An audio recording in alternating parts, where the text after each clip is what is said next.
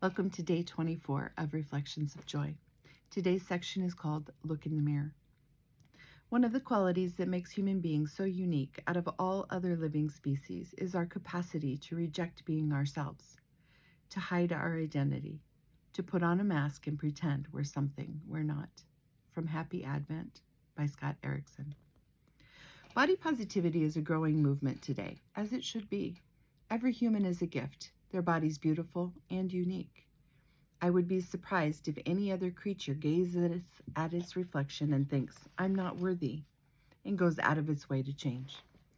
But somewhere in the celebration of every body, there has to be a discussion about responsibility. Body positivity should not be an entitlement to push our bodies to unrealistic limits, but rather a celebration of what our bodies are capable of. Our basic skeletal frame is not meant to bear the burden of excess weight. Our hearts were not created to sit at rest, and our brains were not designed to stare at screens for hours at a time. We have a responsibility to take care of the body we've been given. If we came with an owner's manual, it would undoubtedly provide guidance on the right fuel, safe use, and regular checkup schedule. Hopefully, you've begun creating such a manual, and I will lead you using the assumption you want to make changes to improve your health. Nothing in the following pages is meant to diminish the beautiful differences we possess, but it will lean towards best practices of eating whole food, daily movement, quality rest, cultivating relationships, mental growth, and spiritual engagement. It's easy to lose weight. I know because I've done it at least 100 times. The trick comes in finding a way to settle into a healthy, happy, and sustainable place. Our natural bodies are incredible machines. Most of us are born with the ability to overcome health issues with time, care, and occasional medicine. It's important to reflect on what's good in us and to use it as the foundation to build the rest. So that's where we'll begin.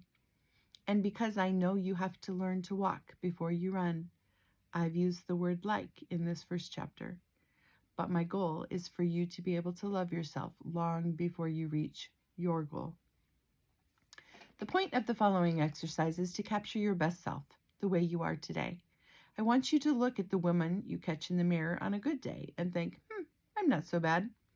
You'll never be able to scroll back in your memories to examine yourself closely without the automatic photo-enhancing quality of your brain altering your reality.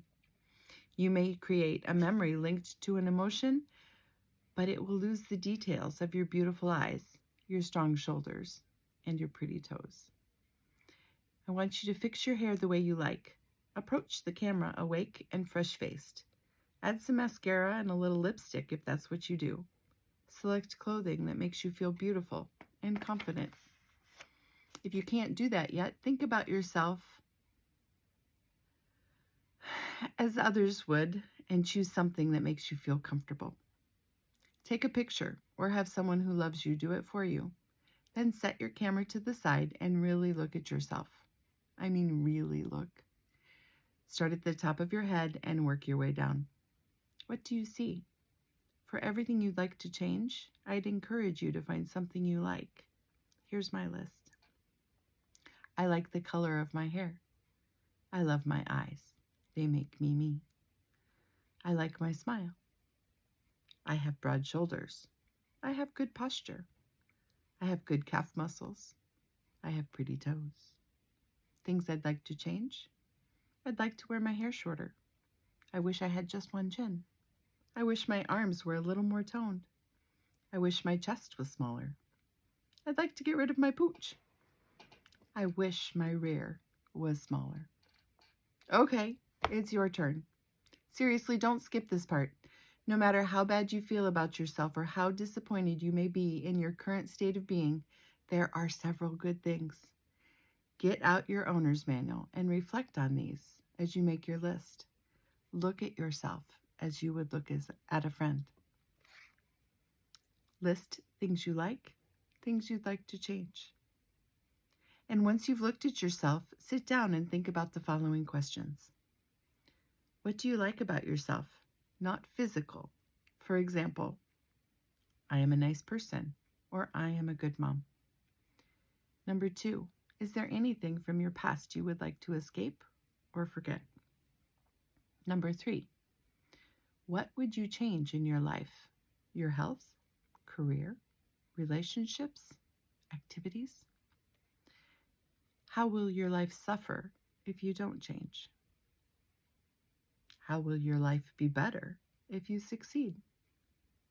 What is the one thing you're unwilling to give up to realize your goal? You've looked in the mirror and you've identified not only your gifts, but your opportunities. Several years ago, when I managed a restaurant, we'd gather at the end of every shift and discuss wells and betters. What went well? What could have gone better? Consider your self-evaluation the same way. How does my body perform well? What do I like about myself? What could be better? What are potential roadblocks and what are the rewards? Doesn't get any harder than that, friends. If you completed the list, well done. If not, think about the questions for a while and return back to this exercise. You'll be glad you did. We'll see you tomorrow.